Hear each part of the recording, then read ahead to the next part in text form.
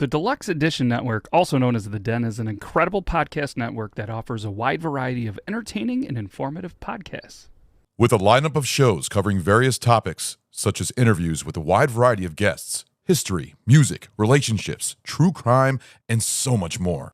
The Den provides content that caters to a diverse range of interests. The hosts and guests on the Deluxe Edition Network demonstrate a deep passion and expertise in their respective fields, making each episode on each show engaging and thought-provoking.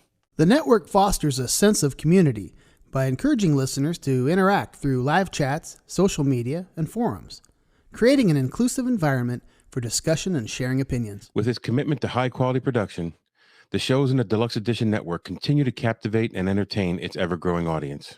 Whether you're a podcast enthusiast or someone looking to explore new topics, The Den is a fantastic platform to dive into and uncover fascinating insights from experts in their fields. The Deluxe Edition Network is the home of independent awesomeness. Yo, what's up, guys? It's Spencer from Under Oath and my solo project, Slow Tide. I have a new single that just came out called Don't Trip. It's available anywhere you stream music. Please give it a listen, share it with your friends. My buddy Aaron Gillespie's actually ripping the drums on this one. So yeah, help me spread the word, and you can follow Slow Tide at SLOTIDE band on all socials. Thank you to Bacon Is My Podcast for always sharing my stuff. Much love. Peace. Bacon! Bacon is my podcast! Bacon! Bacon is my... Bacon! Bacon is my podcast! Bacon! Bacon is my... Welcome, everybody, to another edition of Bacon is My Podcast, where today we are here with Florida-based band Violet Silhouette. What's going on, guys? How's it going? What's up? Before we get too far into this, let everybody know who you are and what you do in the band real quick. I am Zai Valdez. I play synthesizer, guitar, and I sing for Violet Silhouette. I'm Daniel Potman. I play synthesizer, guitar, and do some writing for Violet Silhouette. Love it. See, now we get to act like we haven't been sitting here the whole time. Yeah, it's a completely different day. Yeah, just wearing the same clothes. Hey guys, nice to meet you. Wow. Yeah, they have a brand new. Remember when we talked a few days ago? Yeah. What have you been up to since then? I haven't done my laundry. I had a weird weekend. I'm still wearing the same thing too. Yeah. I heard you got some water. That's great.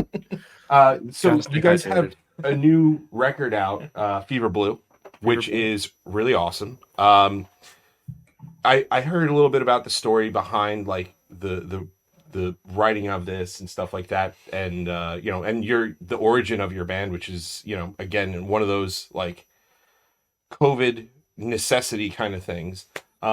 So coming out of COVID, you had your first record out. This new one coming out, like, did you find yourself writing any differently than you did in the first record going in? Yeah. I mean, I think there were a lot of different factors. There were a couple songs like Strange Wind and Here to Demonica, which are our first two singles, that we had kind of written shortly after like Feverblue. I mean, fuck, not Feverblue. Semi-Permanent Derealization, our first EP. We had kind of started, like, those songs were like around then, and it took us, then we took some time, perfected them, and wrote these songs. We both just had like a really weird year. Like I tore a tendon in my left hand, so I couldn't play guitar for like 6 months. So like, and Zai's like always been an amazing guitar player, so he did all the guitar, pretty much all the guitar on this album.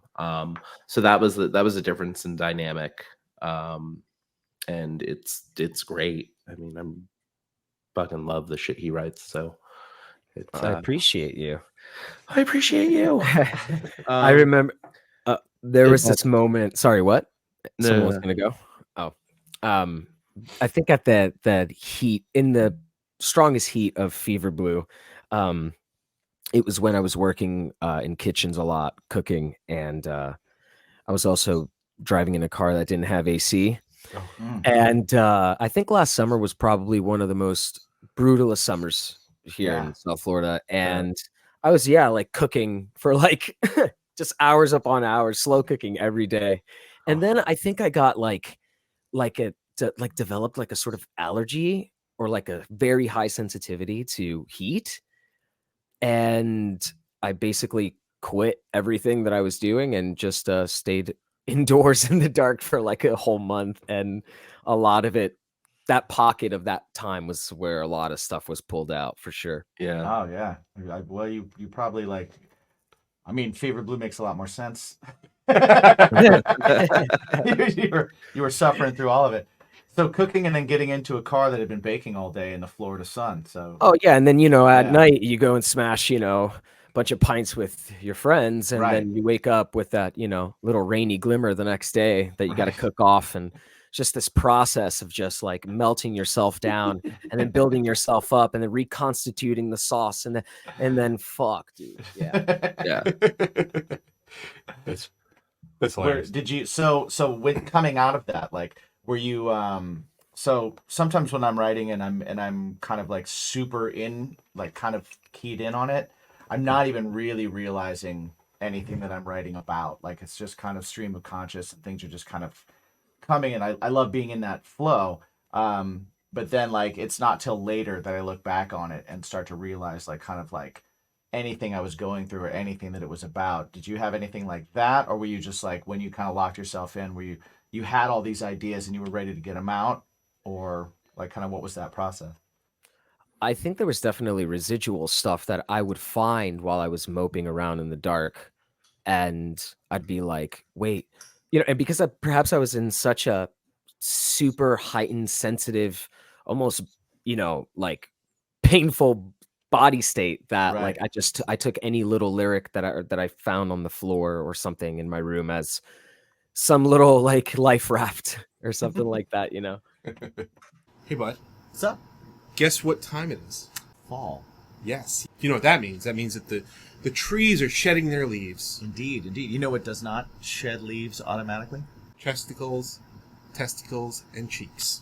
Right. So it is time for some fresh ball fall action. Yeah. My friends. Manscaped, the Lawnmower 4.0, featuring their patented skin-safe technology. Mm-hmm. Guys, if you're not using Manscaped yet, what are you waiting for? Come on. And what do your balls look like? Ooh. Right? It's got an LED light, so if you're worried about nicking something or not being able to see, you don't have to worry. The Lawnmower has it. Shave in the dark. Exactly. It's waterproof. It is waterproof. Go into the shower. If you don't want to make a mess outside the shower, go in the shower. Shave in a dark shower. Yeah, you can do that with Manscaped. If you go to manscaped.com, use the promo code BACONPOD, it'll give you 20% off and free shipping. Free shipping. And it's not even just for the lawnmower. No, it's for everything. You can get the crop mops, shampoo, they have body soap, they have lotions, all kinds of things. Check it out, manscaped.com. If you can't remember the promo code, just jump over to baconsmypodcast.com and check out our sponsors page. Always remember to clean your testicles, your chesticles, and your cheeks with Manscaped. Yeah, man. What's your bacon? Town Podcast is a podcast that features your town's dark, wild, and sometimes unbelievable past that will have you thinking there is no way that really happened here. Matt, Meg, and Zach dust off the books and hit the streets and the occasional nursing home to unveil your town's past. From small towns to where we live to big cities before they were what they are today, this is your town, your stories. It's the light in the darkness. Yeah. The hand in the abyss. Right. Dan, you were talking about how writing is one of your bacons and like just notebook and stuff like that. I found myself for a while writing a lot on my phone, and it was good, probably for a good like 7 or 8 years, and then all of a sudden I was like, I need to write this on a legal pad. That's this. It's so weird because it's so much different. Like it just it's more satisfying. Like do you do a lot of writing on the phone at all, like on the go or whatever, or do you have Yeah. those little notebooks in everywhere? You kind of anything goes with you. You have another book there to like. Yeah, it's definitely both for me. The phone is great like when you're out and you're on the move and or you're like working or having a conversation with somebody and you just get this little flash of like, hey, that's how like it's either encompassing something that I'm feeling or like it just sounds good. And I'm like, oh, I gotta write that down and save it for later. So then what I do is with everything that winds up on the phone, I put in like a master like Google Doc, which is like, I don't know, it's gotta be 100 pages now of just pieces, just like fragments, like 4 lines here, 2 lines there. And when we put a song together, sometimes I notice that like something I wrote about 6 months ago, is really relevant to something that I wrote yesterday. And then I can take that, grab that, put it together. So when we put it for like a song, it's more like it's kind of like a collection of one idea or one thought that kind of culminates. And then the stuff that's in like my notebooks, like I have one like right here. Let's say, okay. No. Yeah, so there's like I have like music video ideas in here. There's like sketches for like photo shoots and stuff that like only kind of makes sense to me. I guess that's what this notebook is. And then and the notebook that's in my bedroom has a lot more like lyrics. Or here, actually, there's Nice. Here's another one. And I'm sure like as you start to work with someone, whether that's like in a musical project or any artistic project, I think that you guys can connect on a sort of immaterial plane of like information stream, Yeah. And we start, it's like that phenomenon of like finishing each other's sentences and getting those like random synchronicity, those synchronicities that just line up for both of you. And Sure. there is this sort of space in which, I guess we call the silhouette between Dan and I that is that sort of little collective pool between us and everything else. Yeah. How quickly did you guys develop that? Like once you started kind of making music together, like what brought that kind of, was that something that took a long time to develop, or was it like, oh man, you get me right away? Yeah, I was there right away. We had met because we were both DJing at the same nightclub down here in West Palm, Respectable Street, and Zai was DJing. I had been there for a while, and I would just come in on like off nights, and he'd be DJing. I was like, "Oh shit, who's this guy? It's pretty good." And then like I don't know, months or a year later, like we finally we just like sat down and had dinner one night, and it just like everything clicked for where we were coming from musically and creatively. And a lot of conversations that like we just have just hanging out or just we're very much on the same page with a lot of things, but we both have like our own ideas of what those things are. And the ideas are very different, but the consensus is still the same. Yeah. So when we were coming up with the band, our bass player, Justin, he's out in Chicago now. That was also another change that happened. So when we did semi-permanent derealization, we were all together, and then Justin moved to Chicago, which made it a little bit more challenging to get some stuff done. But he's amazing. He's all over this record too. But we were talking about, putting a band together, and we kind of came up with the ideas of what we wanted it to be first, instead of just getting together and jamming it out. And then one day Zai, had some skeletons of some songs that he had brought over to my place, and we took the computer up to the stereo and set up a synthesizer and a bass and a guitar and just kind of jammed through it. And it was something different than any of us had in mind. Nice. That's What awesome. so whenever I come across a band that has a like a unique sound that's like, you get through certain eras where a lot of bands are kind of sounding like what's happening on the on like not the radio, but like kind of like in the genres, what's kind of going on. You get a lot of that, and you guys aren't that. you guys are definitely your own thing, which I think is awesome. I love that when I come across that. But one of the things that I always wonder is I wonder what that first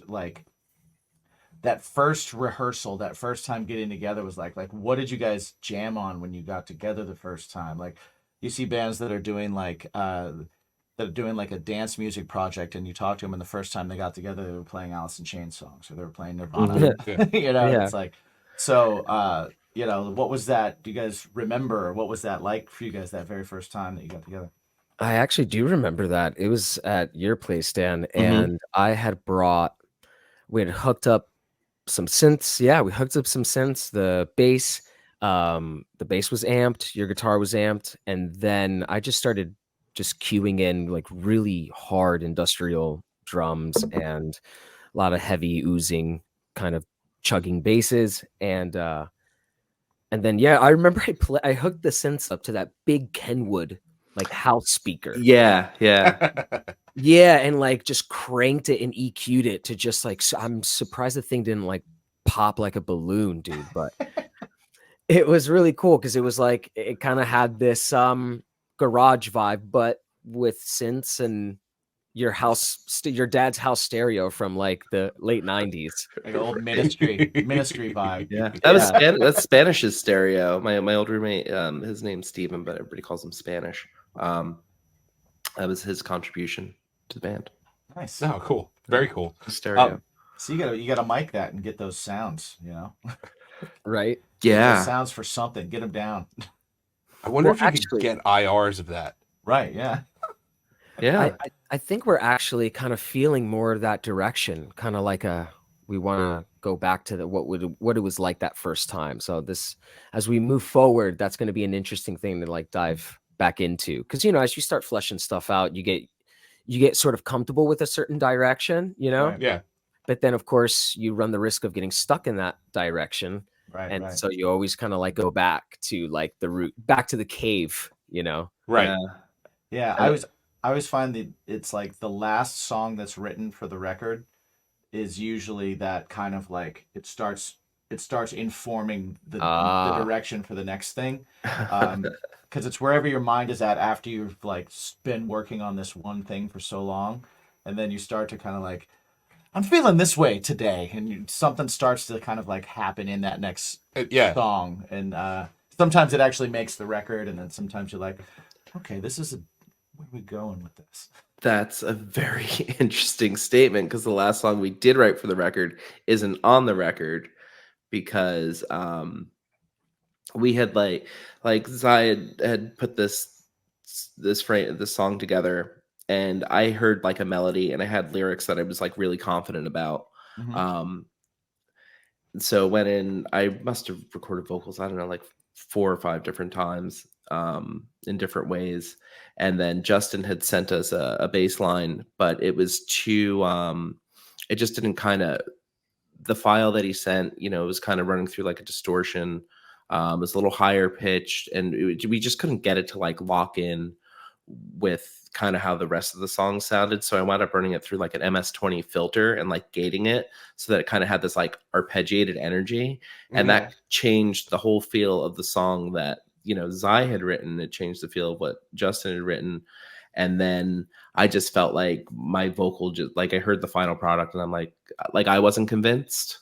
Right. And I'm like, if I'm not convinced, you sure as shit aren't going to be convinced. Exactly. So that'll probably come out sometime next year.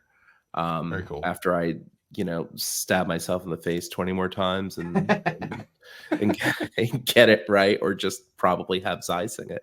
I love that. I just love the idea of you weren't convinced, you know, because that's like a reoccurring thing for me all the time. And even like when we've done like vocals together or something like that, or whenever I'm doing vocals, it's like I don't buy it. Yeah. You know, like I don't believe me. If I don't believe me, no one else is gonna believe me. This is, you know, I mean, some of that is definitely like, you know, when you're recording your own vocals, you're like, this is horse shit. What am I doing? Yeah, right. But yeah, just like there's something in my head with how it sounds that doesn't sound like how it came out. Right. And I'm like, if Says we every can- artist. Yeah, right. Exactly. Yeah, yeah. If we could just get that one little part to just make that turn, yeah, then it's a good. I can just do it one more time.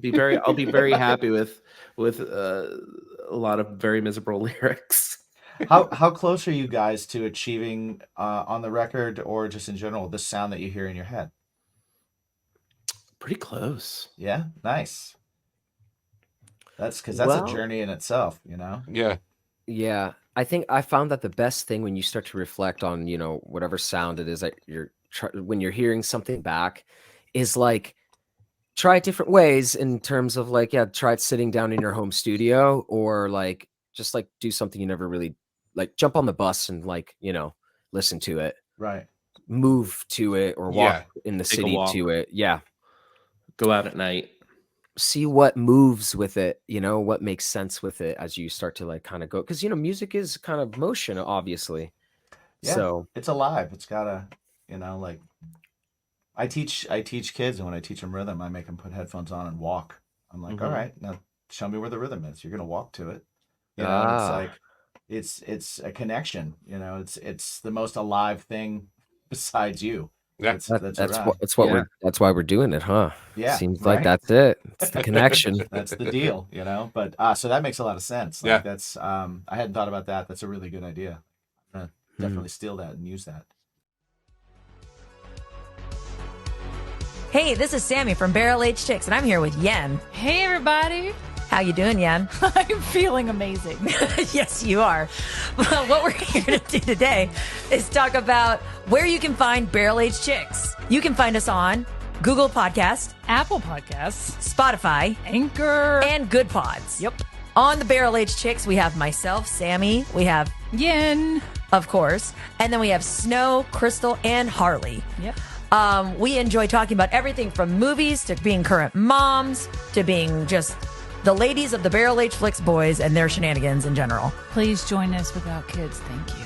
Yes, our podcast is explicit content, so it is definitely not for little ears, but come out, let your hair down to hear the chick side of things. Whoop, whoop. It's a shit show. Please join us. We need some mom time. Time out. Yeah. Have you guys checked out baconismypodcast.com yet? It's like the portal to everything Bacon is My Podcast. It's got episodes. It's got music. Yeah. It's got swag. Yeah. And it has a portal to all of our sponsors, our awesome sponsors like GrillYourAssOff.com, Drink Wild Bills, Manscaped, and, of course, Mythical Beards. Mythical Beards, yeah. So check it out. I mean, you can just, from one page, find so many things. Yes. Right? Check out our swag. Check out their swag. Get those discount codes and just, help out the show. Exactly. And always remember to ask yourself one super important question. What's your bacon? Yep. I'm going to go sit on buses and how does this move me? Like, that's great. Something that you brought up in something that I've heard in other interviews is that, Dan, you use a lot of you have a lot of poetry and you kind of like with Zai kind of like differentiates what'll work and stuff like that. Can you go a little bit more into that? Because I think that's really interesting because I mean that again, it has to be like a super strong connection because poetry is a piece of art and you're kind of letting somebody just kind of, for better or worse, like cannibalize it sometimes.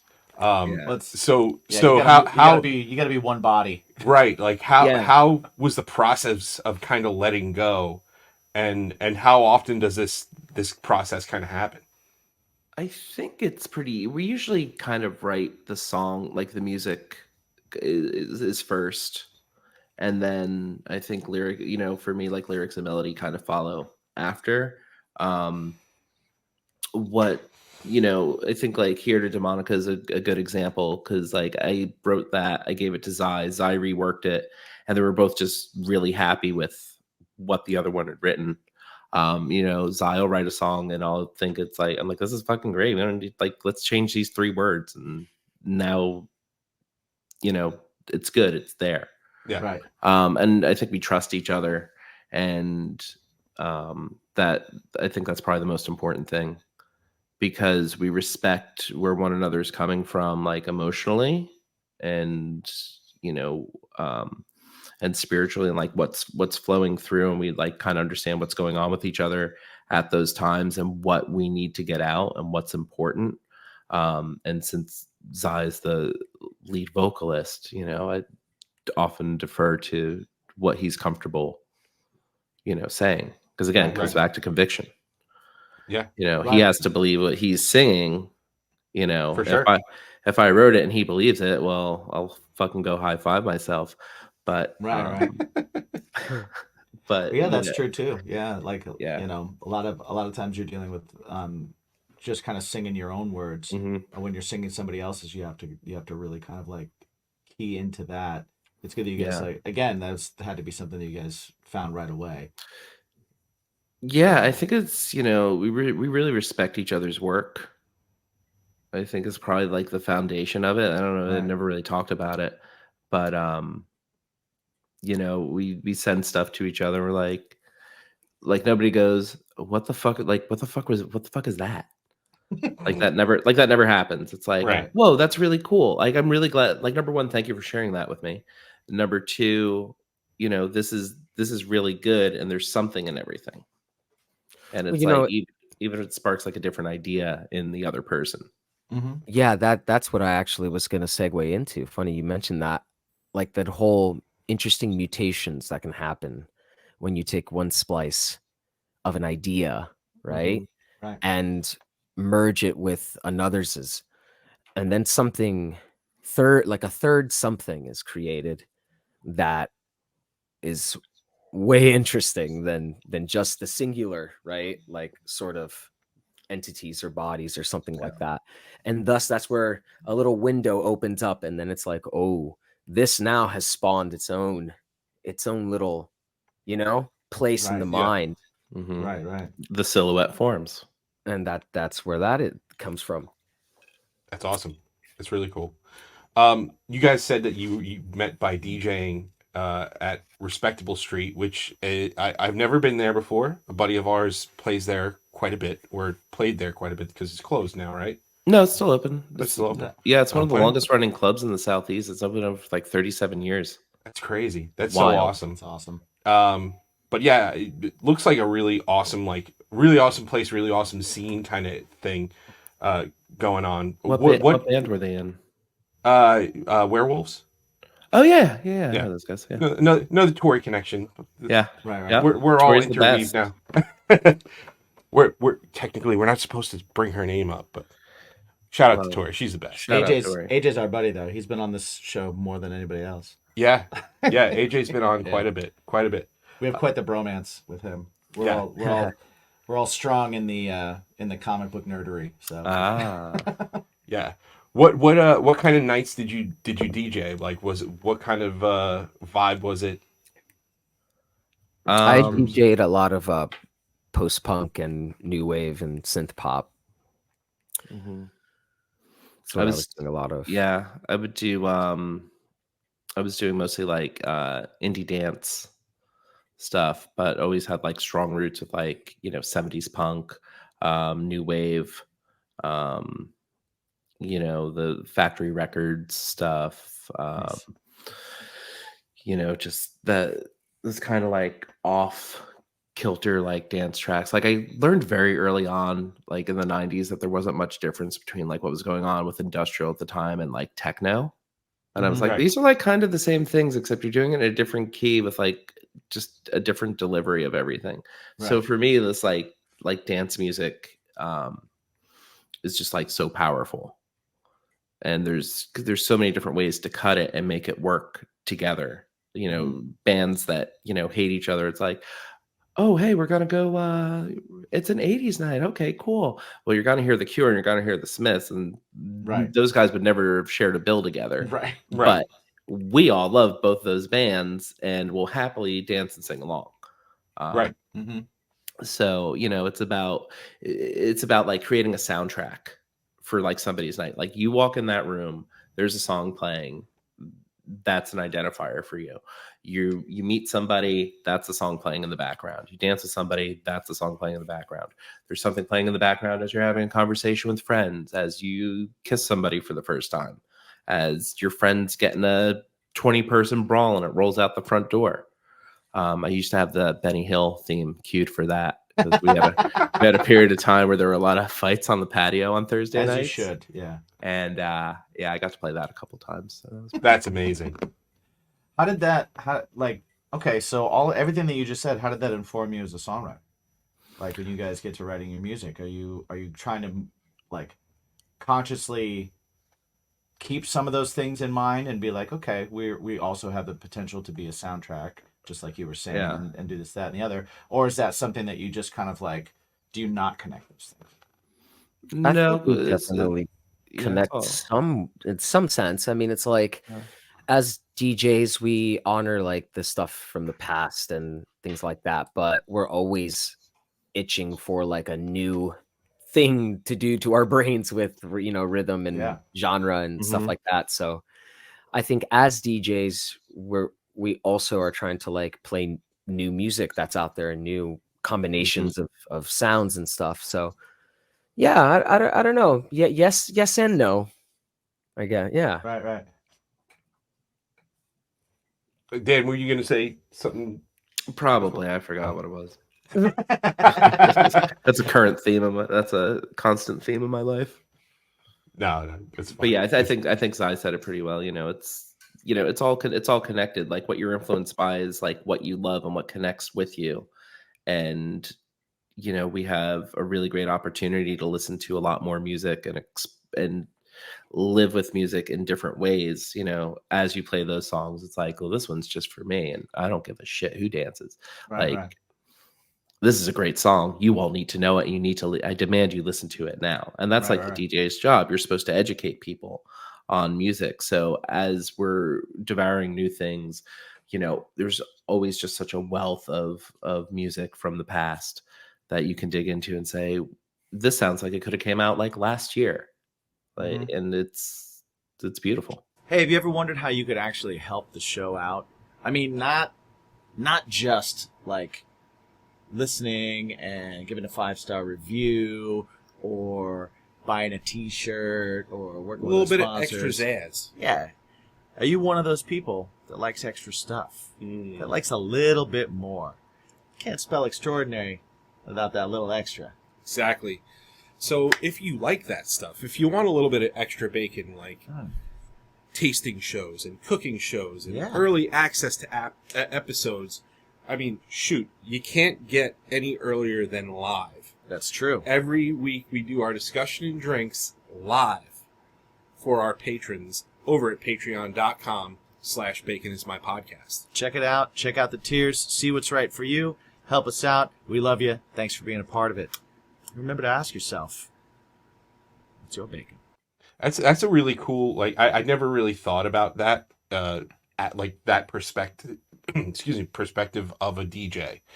Like in my head, it's always like, okay, this guy is going to read the room, keep the vibe going, and, give the people what they want. But as an educator, that's a really cool, like, way to look at it as well. I never really thought about it that way. What made you that click in your mind? I think it's kind of partially to what you said. It's, having control over that vibe. Like you're directing everything, you're in charge. And it just feels like, I know I don't like to listen to the same thing and dance to the same thing all the time, and neither should anybody else. So It's I kind of impose like my will.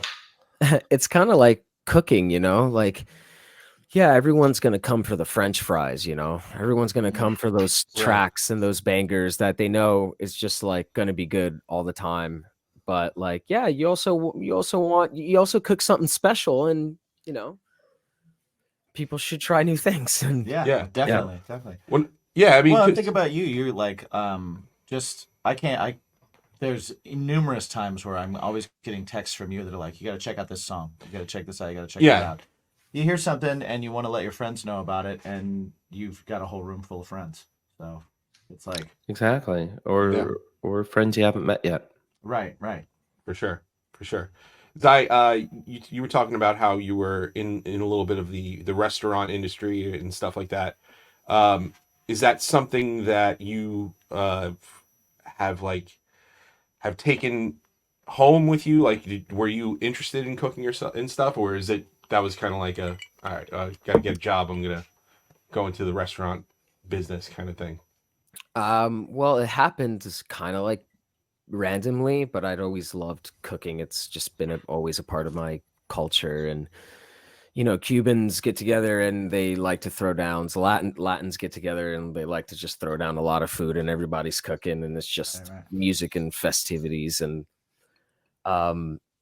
cooking is an interesting. I mean, the language of cooking is really interesting too, in terms of when you're making music. You ever find yourself like using culinary language to like achieve a certain sound or Yes, tune a certain describing things? Yeah, definitely, Yeah. for sure. Describing things, yeah. Yeah, because music is kind of like almost visceral. It is visceral. It is physical. Yeah.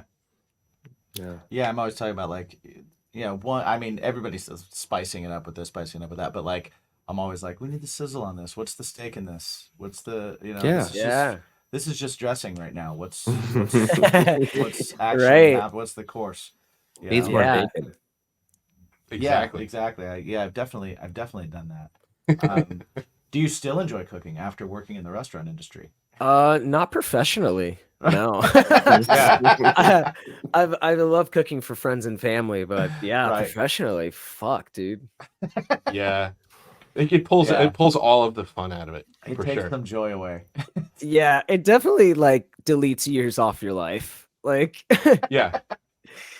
I think we've all seen at least some of The Bear, and if that's where like, and that's, I have friends that have worked in restaurants and stuff like that, and they're like, that's it. That's exactly what's going on. I'm like, I could not. Fuck that.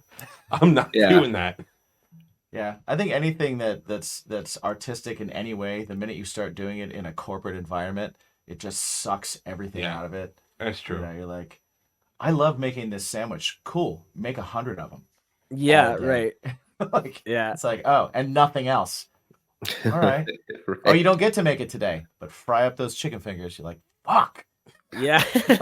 Or dude, like when you ever just wake up and like really don't feel like cooking? Yeah. Well, like I still have to cook, dude. And that's right. Yeah, wow, I never really for thought like about that dozens of people. Yeah. Picky people too. Oh my gosh. Yeah. Like, I'll make my special person, my loved person a fucking grilled cheese if I'm like mangled hungover. I can muster the resources to do that. But when that's all you got, and you gotta go fucking cook dinners, dude, fuck that. Oh, that's rough. Oh my god, that's funny. And you also said that you're into like yoga and stuff like that. Is that yoga meditation, that kind of stuff? What put you on that path? I think having that sort of spiritual origin of the hybrid religions that were a part of Cuba's environment. One in particular was, what was brought over from Africa, the sort of shamanism from Africa. And aside from all these deities and things that come with that, and the most important takeaway or take home is the idea of animism, that everything is alive. And just from a young age, I sort of felt that, or was brought up like that. Who knows? But I think it really plugs into the art frame, the making of art, the exploring of art, and how it sort of confronts us with our own unconscious. And so things like yoga and meditation are just sort of like kind of tools and practices that kind of condition that process, that relationship. Yeah. Interesting. Okay. That's pretty cool. Yeah, I want to get into yoga. I just don't know where to start. Like, I know you do like the DDPY and stuff like that, but I did a couple different ones, but it was more for my brain wasn't getting into the spiritual side of it. Like I meditate and things for that, but the yoga was just, I need to be flexible. That was really the mindset. It was just like, hey, the more flexible I am, the healthier I'll be. So, it's like, yeah. I mean, The two really overlap. I mean, the two can really, you can keep them separate, but when you combine the two, it's much more fulfilling. I imagine so. Yeah. Absolutely. There are also really good things to do in between the sort of pandemonium of, what it could be to like write a record, especially like a very emotional one, with a lot of shit in it. And you're also getting beat up by just, the throes of life, and these things just help you, lick your wounds and heal and get back up and recenter. Yeah, get shot with arrows in the chest again, whatever, wherever you're find yourself. Keeps you going. Whatever it is. Yeah. For sure. Nice. For sure. Well, guys, we really appreciate you guys hanging out with us and enjoying some good conversation and stuff. And we really want you to let everybody know where they can find everything going on with you guys. Are you guys doing any kind of shows or anything like that coming in the coming months here to promote the record? Yeah, plug. We have a couple shows out in LA in mid-November. Those dates are on our website. And then we'll probably do some local stuff December, January, and then February. We're working on some stuff in like the Midwest and up in like the Northeast. So Very like cool. Pennsylvania, New York, New Jersey. Let us know, man. Let Let us us know. know Hit when us you're up. in the. Where are you guys located? We're in New York New right York. now. We're in New York. Oh, whereabouts? Oh, sweet. Long Island. Yeah, we're actually on Long Oh, Island. cool. Yeah. I dated a girl that lived in Port Washington.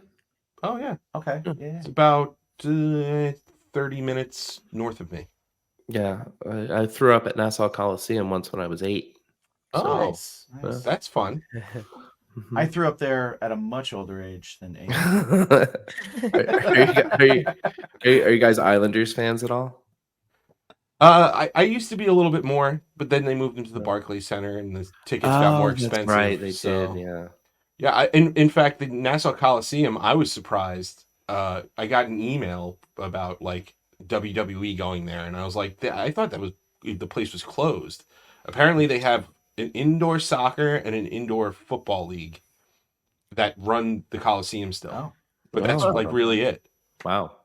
Interesting. They're going to turn it into a like a mall casino, like they're trying to like a mall casino venue kind of thing, because that Marriott is like right next to it. Right. So Yeah. they're trying to work something out with it. We'll see. Interesting. Yeah. Let's go, dude. Yeah. But yeah, let everybody know where they can find everything you. Yeah, violetsilhouette.com. Go to any of your streaming services. Violet Silhouette. Sometimes silhouette's hard to spell, but if you're watching this episode, you can see it on Zai's shirt how to spell it. There you go. And merch is on. And if you want this shirt, you can go to Bandcamp and you can buy it there, and we will personally mail it to you. We might even write a fun little note in the envelope. Oh, that's fantastic. Yeah, Fantastic. I love it. I love it. Tell them Bacon send you, and that you want to know. That's right. Yeah. All right. And they will. Done. All right, guys. Well, thank you so much for hanging out with us, and of course, always remember to ask yourself one super crazy important question. Jimmy would. Yeah, I mean, there is that question. Has it changed for you guys at all through our conversation? We talked about what your bacon is earlier. Any others pop into your head through our conversation? I mean, yeah, just playing live. Mm-hmm. That's my bacon. You know what I've been doing recently? Walking real slow. That. All right. Yeah. All right. I need to start doing That's that. very different than walking fast. Yeah. It's almost like you almost like fall over because like do it really slow, dude. Like and heel to toe, like balancing. Yeah, like real, feel every Right. Do it over grass. Man. Barefoot too. Get that grounding a little Gotta bit. get grounded. Grounded. I like it. I like it. I like it. I'm gonna try it too. Everybody at home. Okay. Yes. Well, what about you guys? Since our conversation, has this changed any of your bacon or rationing? So my bacon is conversation. Yeah. I love talking to people. I love finding out kind of like what their bacon is, like Oh, all they're that kind of creatives. stuff. I enjoy that. Speaking of the creatives, I always get inspired. I always learn new things. You know, I learned that I'm gonna take mixes and I'm gonna take them onto different things and find the rhythm and find the vibe for them. You know, like, Yeah. always learn something new that I can try, which I think is awesome. So that's definitely one of my bacons always. Yeah, same here. I love having conversations with new people and like discovering new music, and just I can't consume enough of it. Like, I don't think I've ever, except for after like a festival or something like that. It's like I don't want to listen to music. Yeah, I don't put music on when I'm driving home from a place. Yeah. Oh yeah. I know what you mean though. Like when a post festival thing where like meditation gets a whole. You're not even meditating because you're trying to like quiet. Like, you're just like, oh, I'm just trying to be like, no, I really need to just. No, but I really just stopping my brain for a second. Yeah. I've been running from stage to stage trying to make sure I get everything in, and it's loud. Right. That was me this morning at like 6 a.m. coming home from Miami on the train. Okay. Yeah. Train rides. I find zen on trains. I do. Yeah. Like that's like one of those times where I can like, I'm like, all right, I'm not on like a public transit that is on the road, so I'm not like looking at other vehicles going like, all right, who's gonna be an asshole? Like, I'm on a train, it's just going in one direction. I can zone out. You know, Right. I can listen to the sounds of whatever's happening and just kind of find my chi. Like, whatever it is, I can find it in any kind of sound. I can find it in people arguing. I don't care. Like, I can find like there's a rhythm in there that's happening, and I'm like, oh, his voice is going up at these points, and her voice is going down. It's kinda, all right, I found my place. Like, yeah, I like it, guys. Again, thank you, and always remember to ask yourself: do you guys remember what that question? Yeah, everybody at home, what should they ask themselves? What's your And hopefully they're all saying, "What's your bacon?" right? That's their time. That was their moment. In the That was car the and moment. at home to say, "Is this me? What's my It's a video." Thanks, guys. So thank you guys so much for hanging out. Everybody go check out the music immediately if you haven't already, and let them know. Buy that T-shirt because the music's great. It helps. Thank you guys so much. Thanks, guys. Thanks, guys. All right, quick timeout. I want to let everybody know that despite the summer being gone and heading into the fall, does not mean that grilling season is over. No, if you have a grill, it is always grilling season. I feel like it's just getting started, and if you're grilling, if you're cooking, if you're doing any of that, make sure you do that with GrillYourAssOff.com. Taste the freedom. Exactly. Grill Your Ass Off is an awesome company.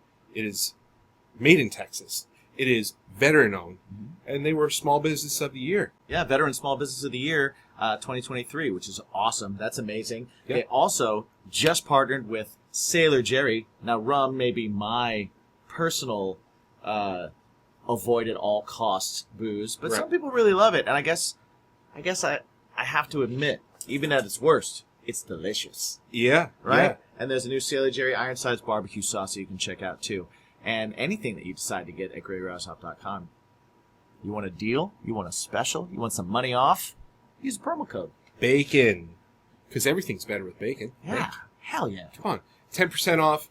Get it on all of their jerkies, all of their seasonings, all of their condiments, even their swag. Their swag is pretty sweet. Yeah, spread some seasoning on those swags. So definitely head over to GrillYourAssOff.com. Use the promo code BACON for 10% off. And always remember to ask yourself one super important question. What's your bacon? Hey, everybody. Hi. This was a fun one. This was a fun one. Almost didn't happen. Almost didn't happen. They showed up late. They did. We had lights askew. Yeah. Yeah. We were all over the place here. So, but yeah, I'm glad it did happen. And, couple of cool guys. I'm looking forward to hanging out with them in the future. Yeah, again. Definitely. It'll be really cool. They, like I told you when I first went on their website and everything, reading through their bio, I was like, it seems like they might be fun or they might be pretentious. Right. And I couldn't really tell. Because sometimes the more artistic you seem, the more pretentious you can seem. Right. But it also seemed like reading through it that it was like, no, these guys got a healthy dose of self-awareness and they're having fun with this too. Yeah, so exactly. And they're like, it's like 1 foot in, 1 foot out, which I appreciate. Yes. It's not fully for in sure. So it was cool. And then once we got them on, they were very cool. They were cool to talk to. Cool For guys. sure. Yeah. So yeah, go listen to the record. It's really good. It's moody as fuck. Definitely. It's a mood. Yeah. Yeah. So definitely go check it out. Jimsy, where can they check you out? You can check me out at Jimmy G Shoes on all the socials. Check out my band Craven Strange at cravenstrange.net, which will give you links to all our socials and all our music, of which we are recording new stuff as we speak, as you're hearing this. Probably, possibly. Mm-hmm. Unless it's very far in the future and you're listening back. The future. Then it's already out. Hope you like it.